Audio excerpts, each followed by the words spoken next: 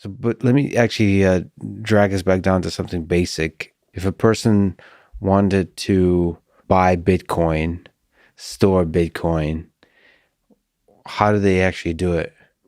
Yeah.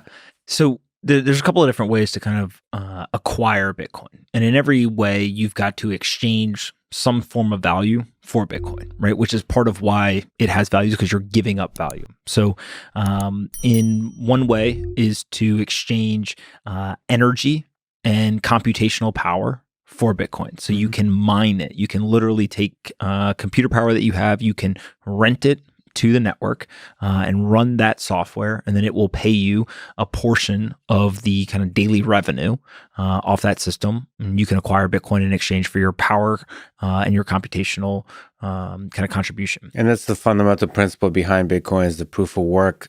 So I got $100. Like I use Cash App. There's Coinbase. There's all these exchanges. Like, how do I convert my $100 to Bitcoin? Is there something? Disclaimer: this is not financial advice, and this is just us talking, and it's just your opinions.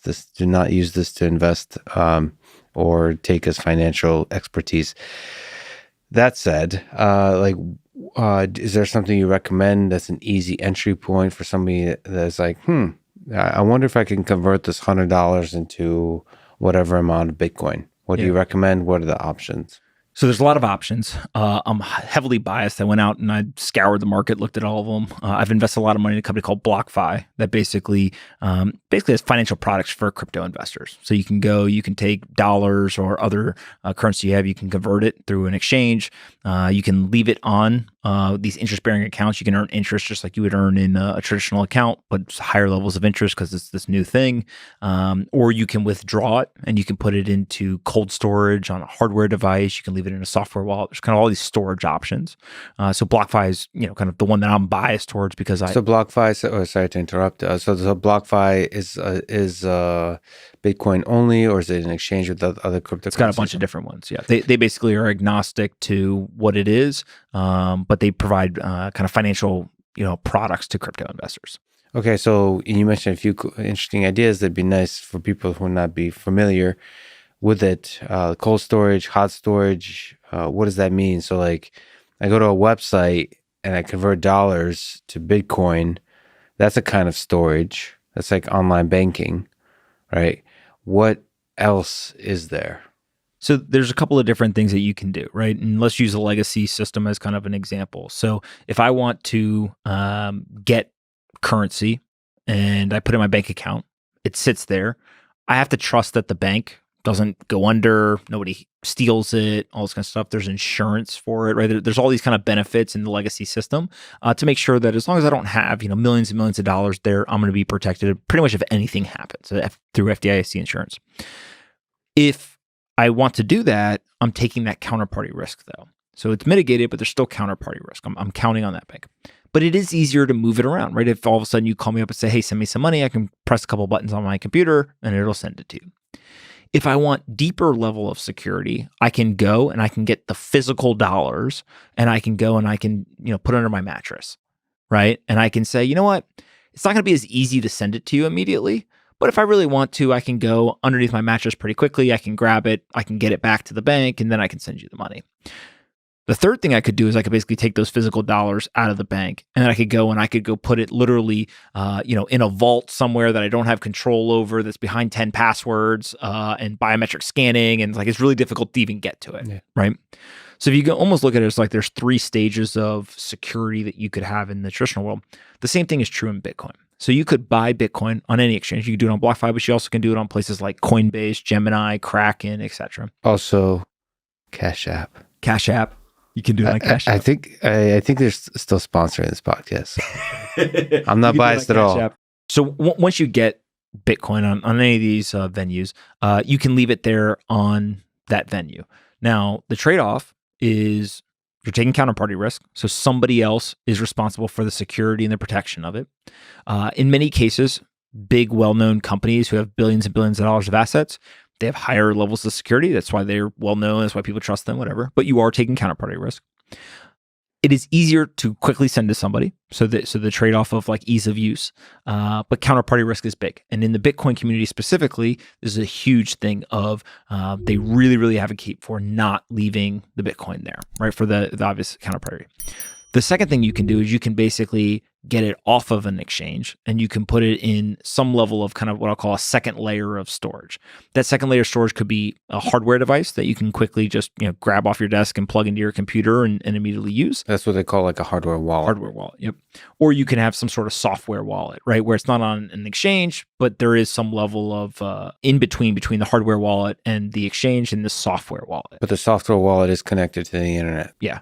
And so if you kind of think of it as like the exchange, software wallet, hardware wallet, and then there's something called deep storage, right, or cold storage. And this is, literally there was a company called Zappo that would put things in deep cold storage, and it was literally buried in a mountain. Right. So like the odds that somebody's physically going to go there, there's armed guards, there's, kind of all of this type of stuff. But again, you're taking some level of counterparty risk because they have your Bitcoin. And so the saying or the phrase is not your keys, not your coins. Or as my buddy Isaiah Jackson came up with, he said, not your keys, not your cheese. Right, in terms of sovereignty is important, right? And ultimately, this goes back to kind of the beginning of our conversation around Bitcoin's ethos.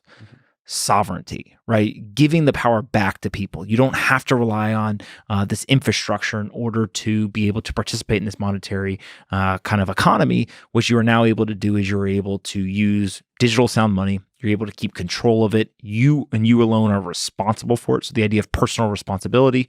And then also you and you alone make the decisions as to whether you hold on to it or you use it without censorship, right? No one can tell you what you can do with it or can't do with it. And so the purchase and the storage, what I find is depending on who you are, there's varying degrees of kind of concern or decisions that get made there. And a lot of it comes down to personal preference.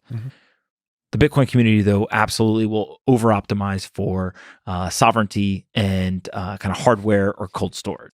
I wonder if you can sort of comment on that, because you have both sort of Cash App and the BlockFi and Coinbase. Like you can store it there, you can purchase and trade it there and store it there and so on. But ultimately, they're saying you want to keep some of it there, but you want to move it to the hardware wallet. And the cold storage of the hardware wallet is like you can disconnect it from the computer, because ultimately stuff that's connected to the internet can be compromised, can be controlled by governments and other parties and so on. What are your thoughts about, sort of practically speaking, for maybe like a regular citizen, what should be the role of the hardware wallet in their lives? Yeah. So at the highest level, I just think that like learning about it is important, right? So even if you only have $5 equivalent of Bitcoin, going and understanding here's how it works, here's why it's important, here's how I would actually withdraw from an exchange under the hardware wallet, like that alone, just as an intellectual exercise, is a worthwhile pursuit. And I think people should go do that. Actually go through the process of the steps so you feel like you can do it. Yeah. Yeah. It's kind of like if I said to you, hey, we're going to go buy an asset, and you never went and you looked at it. You never went and, made a decision like, sure, maybe I did it or I didn't do it, but like you didn't actually experience it. Right. And so I think that's an important part. The second thing is each person is different from how they view this asset. So there are some people who are speculating, right? There's 3 use cases for Bitcoin. There's store of value, medium of exchange, and speculation. And the people who are speculating, they can't put it in deep cold storage because they need to be able to trade it. Right. So what ends up happening is they fall in the bucket of like high risk, high reward. They're trying to trade, they're trying to do all these things. And sure, maybe there are profits that they can generate if they're good at it, but also they're introducing a lot of risk. And so that person is very different than the person who says, hey, I bought 1 Bitcoin and I'm going to save it for my child, right? And I'm going to give it to them on their 18th birthday. Yeah. And so when you start to look at this, what you end up saying is, what are you actually purchasing this for? Kind of like, why are you doing it? And then what's your time horizon? And what ends up happening is more and more people in the Bitcoin community have longer time horizons. One of the advantages to this community, right? If you look at the on-chain metrics, 60% of Bitcoin haven't moved from the digital wallet in which they sit in the last 12 months. So even though it's appreciated hundreds of percent on the upside, there's been lots of volatility, a 50% drop in a single day in terms of the US dollar price. still doesn't move. And so these are kind of the long-term holders, right? These are the iron fists, or as recently has become popular, the diamond hands, right? The diamond hands. They're not going anywhere. And so I think that those people are much more likely to not have their Bitcoin on exchanges or in software wallets. They've got it in some sort of like highly secure environment, and one in which they have deep sovereignty, or kind of prevalent sovereignty. And the reason for that is because they have that long time horizon. They don't want to be kind of convicted around Bitcoin, sound money, macro environment, all stuff, and then they make a mistake because they trusted, ABCD company, and that counterparty risk ends up actually being, fatal or detrimental.